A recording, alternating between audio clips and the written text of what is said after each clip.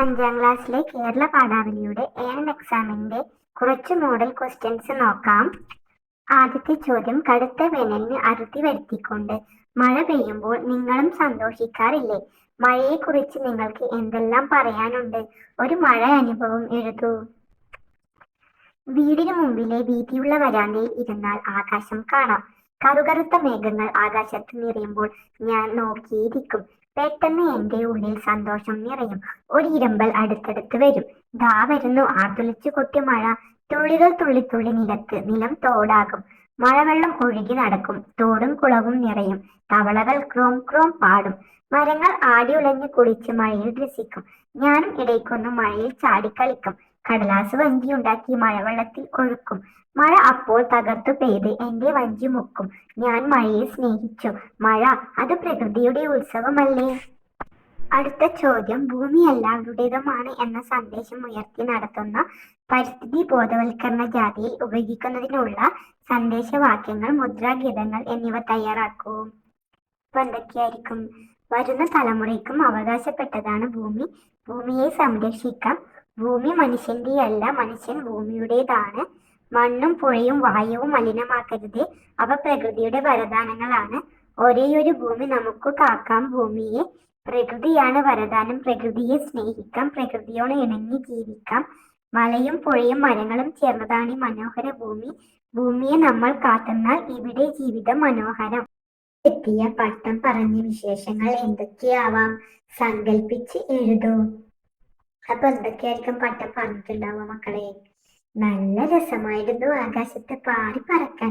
എന്റെ പറക്കൽ ആകാശം വാത്സല്യത്തോടെ നോക്കുന്നത് കണ്ടു. താഴെ നിന്ന് ഭൂമിയാകുന്ന അമ്മയും നോക്കുന്നുണ്ടായിരുന്നു. ലോകം ഒരു പുഴ പോലെ താഴെ കാണാമായിരുന്നു. മേഘങ്ങളുടെ അടുത്ത് മറ്റൊരു മേഘമായി ഒഴുകി പറക്കുന്ന അനുഭവം. നല്ല കാറ്റും ഉണ്ടായിരുന്നു. പക്ഷികളോടൊപ്പം കുറെ നേരം പാറി നടന്നു. പക്ഷികളൊക്കെ കരുതിയത് ഞാനും ഒരു പക്ഷിയാണെന്നാണ്.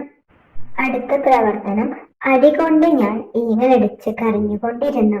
പക്ഷേ ഇടയ്ക്കിടയ്ക്ക് മുഖം തിരിച്ച് ആ സ്നേഹഗംഭീരിയും കണ്ണുകൾ തുടയ്ക്കുന്നുണ്ടായിരുന്നു. മകനെ തല്ലിയ ദിവസം അമ്മയുടെ മനസ്സിലെ ചിന്തകൾ എന്തൊക്കെയായിരിക്കും? സങ്കല്പിച്ചെഴുതൂ. അപ്പൊ എന്തൊക്കെയായിരിക്കും മക്കളെ അമ്മയുടെ മനസ്സിലെ ചിന്തകൾ? പഠിക്കണമെന്ന് പറഞ്ഞ് വാശി പിടിക്കുന്ന മകനെ തല്ലേണ്ടി വന്ന അമ്മയാണ് ഞാൻ. എന്റെ നിസ്സഹായത ഞാൻ ആരോട് പറയും? പഠിക്കണമെന്നും വലിയ ആളാകണമെന്നും അമ്മയെ നല്ല രീതിയിൽ നോക്കണമെന്നും എല്ലാം അവന് ആഗ്രഹം കാണും. പക്ഷേ അച്ഛനില്ലാത്ത കുട്ടികളെ വളർത്താൻ ഞാൻ പെടാപ്പാട് പെടുന്നത് ആരറിയാൻ? കൂലിപ്പണി ചെയ്ത് മക്കൾക്ക് വയറ് നിറച്ച് ഭക്ഷണം കൊടുക്കാൻ പറ്റുന്നില്ല. സ്കൂളിലെ ഫീസും കൂടി എങ്ങനെ എനിക്ക് താങ്ങാൻ പറ്റും?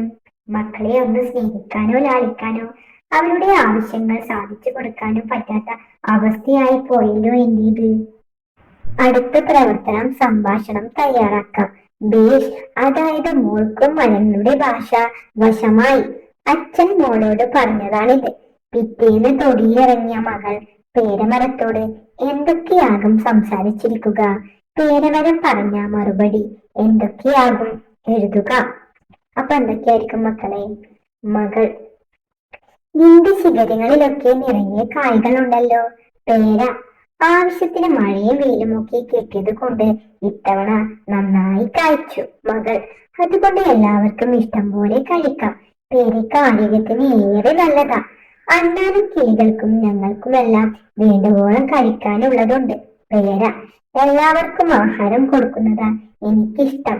അണ്ണാൻ ചില്ലകളിൽ കൂടി ഓടിച്ചാടി നടക്കുകയും കിളികൾ പേരക്ക പഴം കൊത്തിത്തിന്ന് സന്തോഷം കൊണ്ട് ചിലക്കുകയും ഒക്കെ ചെയ്യുമ്പോൾ എനിക്കും സന്തോഷമാകും.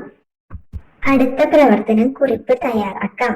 അച്ഛനും അമ്മയും ഇപ്പോഴത്തെ അവസ്ഥയിൽ നിങ്ങളെ ഇത്രയും വലിയ ഒരു യാത്രക്ക് കൊണ്ടുപോകാനൊന്നും കഴിയില്ല. അതിനാൽ അഖിലും അമ്മുവും വാശി പിടിച്ച് കരഞ്ഞില്ല. എങ്കിലും രണ്ടുപേർക്കും ഉള്ളിൽ നല്ല വേദനയുണ്ടായിരുന്നു. ഇതുപോലെ യാത്ര പോകാൻ ആഗ്രഹിച്ച് നടക്കാതിരുന്ന വേദനിപ്പിക്കുന്ന അനുഭവം നിങ്ങൾക്കുണ്ടായിട്ടുണ്ടോ? കുറിപ്പായി എഴുതൂ. നമുക്കൊരു മാതൃക നോക്കാം. മഴക്കാലമാകുമ്പോൾ ആതിരപ്പള്ളി വെള്ളച്ചാട്ടം കാണാൻ നല്ല ഭംഗിയാണ്. അച്ഛൻ ഇങ്ങനെ പറയുന്നത് കേട്ടാണ് ആതിരപ്പള്ളി വെള്ളച്ചാട്ടം കാണാൻ എനിക്ക് ആഗ്രഹം തോന്നിയത്. അച്ഛന്റെ മൊബൈലിൽ ആതിരപ്പള്ളി വെള്ളച്ചാട്ടത്തിന്റെ കുറേ വീഡിയോയും എടുത്തു കണ്ടു. മഴക്കാലമാകട്ടെ, പോകാം, അച്ഛൻ പറഞ്ഞു.